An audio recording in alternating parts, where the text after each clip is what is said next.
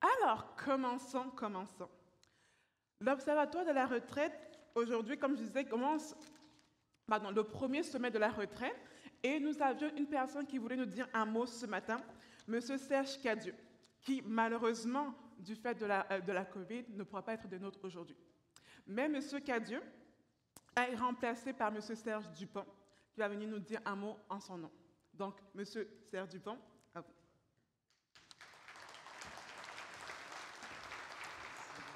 Merci.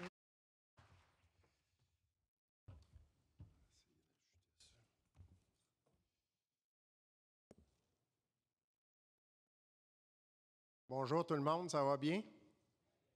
Excellent, ça fait grandement du bien de voir des gens en présentiel. On est habitué depuis, je dirais, plusieurs mois à faire des interventions en virtuel. Puis c'est un plaisir pour nous d'être ici ce matin. On se sent privilégié, le Fonds de solidarité, d'être associé au sommet sur la retraite. Je remercie François et l'équipe, l'Observatoire, pour l'invitation. C'est un privilège pour nous. Merci Annick. Bonjour tout le monde. Tout d'abord, comme Annick mentionnait, je présente d'abord les salutations de Serge, qui ne peut pas être ici ce matin pour la raison du COVID, mais il est quand même en forme, il n'y a pas de problème. On y a parlé ce matin, puis ça se déroule bien dans son cas. Et plusieurs d'entre vous, vous le connaissez parce que Serge Cadieux a travaillé dans ses jobs précédents, puis la retraite, pour lui, c'est un dossier qui tient à cœur. Donc, malheureusement, il ne peut pas être là aujourd'hui, mais il m'a demandé officiellement, il dit « Oublie pas ça », de féliciter toute la gang du sommet sur la retraite. Très belle initiative. En plus, c'est une salle remplie. Et c'est pas rien. Donc, tout le monde a à cœur le dossier de la retraite. C'est ça qui est encourageant pour la journée puis pour le futur. L'année prochaine, le Fonds de solidarité va connaître ses 40 ans d'existence. Donc, en 83, puis je salue mon grand ami Robert Digne, qui n'est plus de ce monde aujourd'hui, puis qui avait fait la présentation à l'Assemblée nationale. En 83, j'ai eu le privilège de faire de nombreux voyages avec Robert dans ma job précédente lorsque j'étais chez Uniforme dans les TCA. Puis quand il me racontait toute l'histoire du Fonds de solidarité, j'avais les yeux carrément ouverts, c'est une encyclopédie, ce gars-là. Puis là, il me racontait l'histoire, comment ça s'est passé. Donc, salut Robert, je le salue. Je vous dis ça avec émotion, c'était une personne qui m'a été très influente encore dans ma carrière. Donc, depuis notre création, l'épargne retraite est au cœur de la mission du Fonds de solidarité.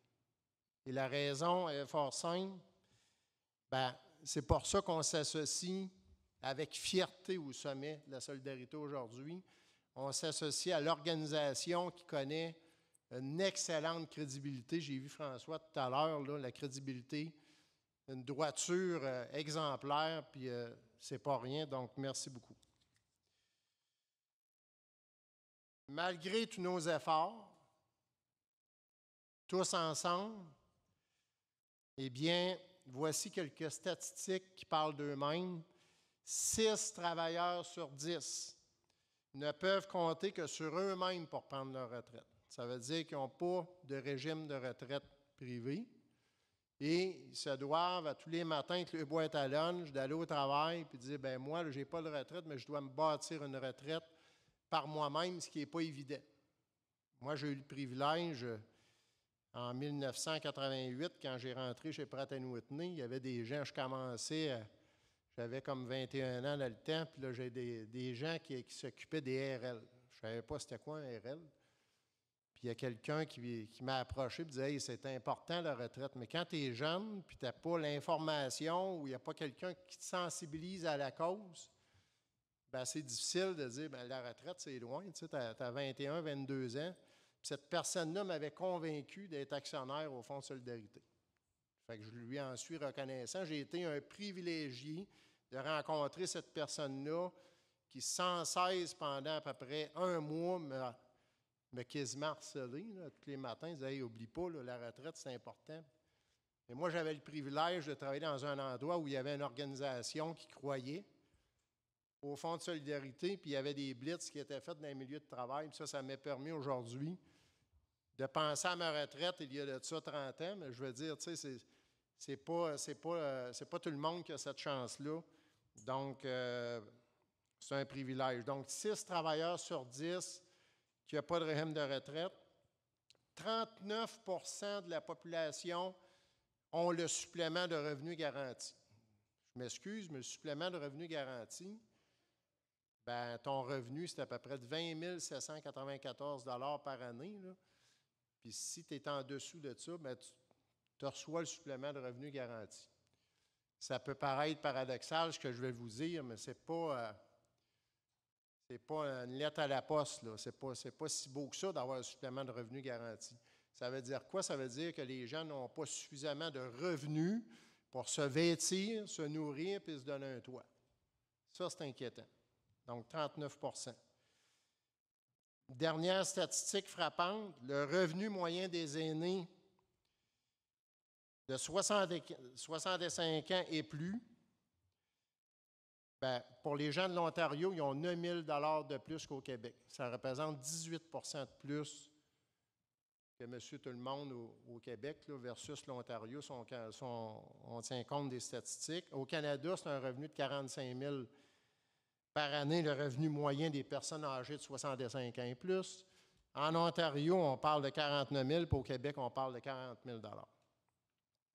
C'est clair qu'il faut renverser la tendance. Puis comment on peut faire ça? Bien, c'est ensemble, avec l'excellente initiative d'un sommet où on peut du moins faire entendre notre voix et dire que c'est pas juste pour tout le monde. Notre système de retraite au Québec comporte 3 paliers, donc les régimes publics, le régime de retraite collectif et l'épargne individuelle. Pour assurer une retraite décente, les 3 sont extrêmement importants. Ils sont essentiels pour corriger la situation et, du fait même, réduire la précarité financière de nos aînés. Depuis plusieurs années, nous constatons malheureusement un désengagement des employeurs à l'égard des régimes de pension.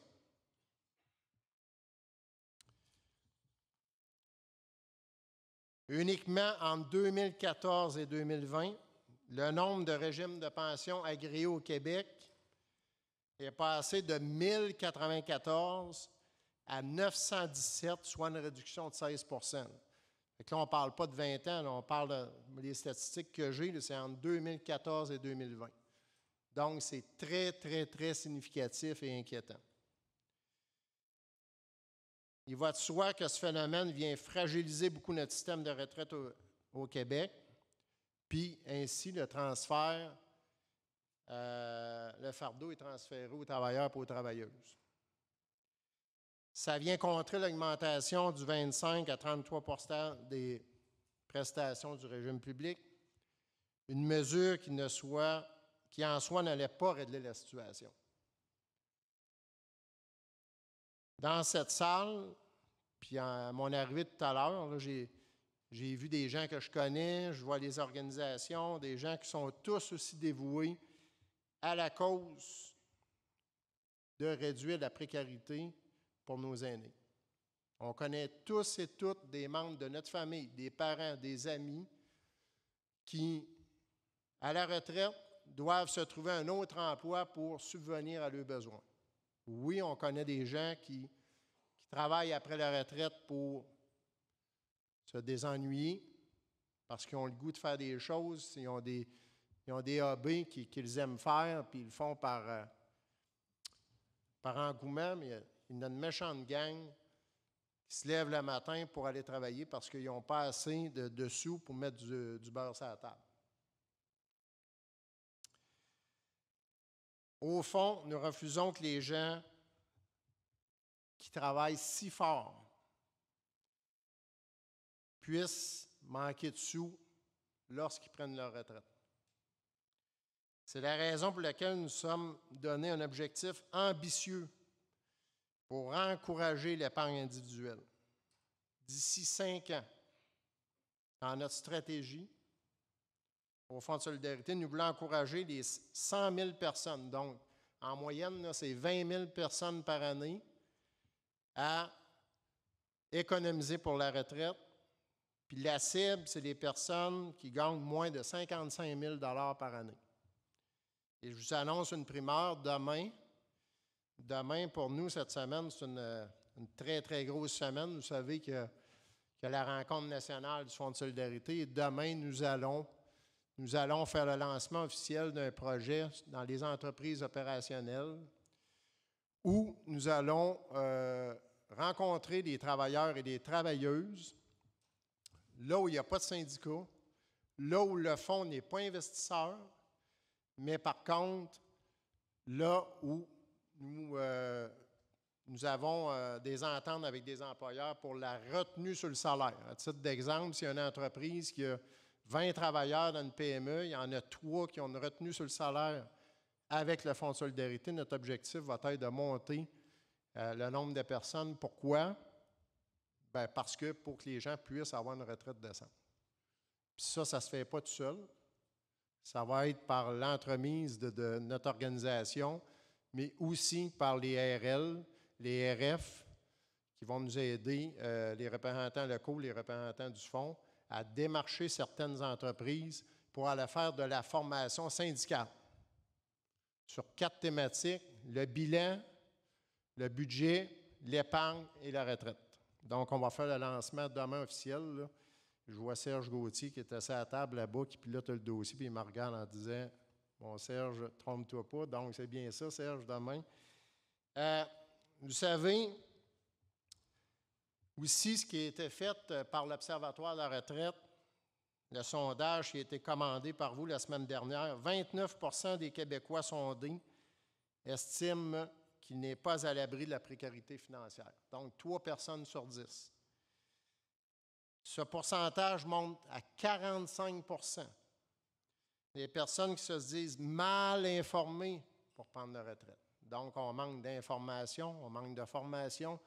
Les gens ne savent pas trop comment ça fonctionne. Donc, on a du boulot à faire de ce côté-là. Les enjeux liés à l'illittératie financière représentent donc clairement un défi pour nous. Puis en tant que directeur principal du Centre de formation économique, ça me tient à cœur, ça tient à cœur mon équipe.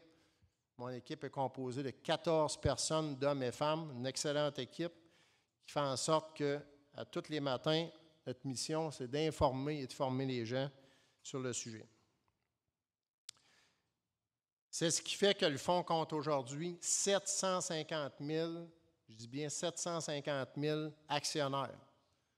Ce n'est pas rien. Donc, c'est une personne sur 6 qui est actionnaire. Quand vous sortez de chez vous, vous regardez les gens qui travaillent, vos voisins, là, dites-vous qu'il y a une personne sur 6 qui est actionnaire au Fonds de solidarité. 38 % n'ont pas d'autres véhicules d'épargne de retraite personnelle et ils ont un REER au Fonds de solidarité.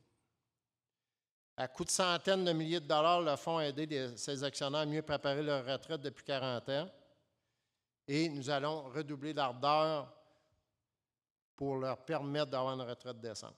Donc, réduire la précarité, pour nous, c'est une affaire importante, mais pour vous tous ici ce matin, là, ça en est la preuve avec votre présence aussi nombreuse.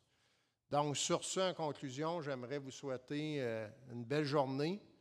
Ça va me faire plaisir de m'entretenir avec vous, soit à la pause ou au dîner, mais je vous souhaite une belle journée. Puis encore une fois, merci beaucoup pour l'invitation et je passe la parole à Annick. Merci.